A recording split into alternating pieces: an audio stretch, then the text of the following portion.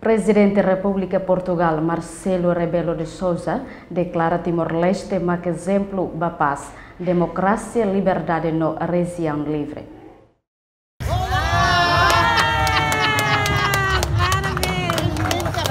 Presidente da República Portugal, Marcelo Rebelo de Sousa, atoida neu em halau visita a atividade feira e a centro convenções de quinta-feira semana né. Sim, a minha mensagem é de gratidão, porque Timor-Leste é um exemplo de paz, de democracia, de liberdade, de eleições livres e ao mesmo tempo de esperança.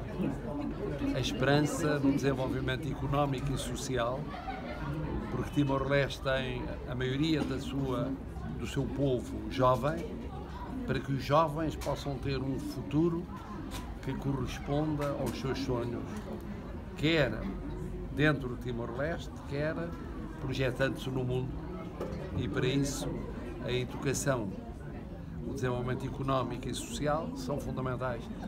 Eu tenho esperança e tenho a certeza de que isso será o resultado do mandato do presidente eleito. Mas que o viagem ne benaruk, mas bese festado ne nunca baruk atu visita povo Timor-Leste. No ne vai hira to iha Timor-Leste nia continua halau nia visita ba iha atividade feira, hasai foto hamutu ko povo Timor-Leste. Honia oing midar no hamnasa ne be furak, hatudu duni nia domim ba povo Timor-Leste. Timoran sira iha area feira ne mos, simo presidente Portugal ne presença rolarang solok tebes. Reportagem da Zaviera Televisão Timor Post.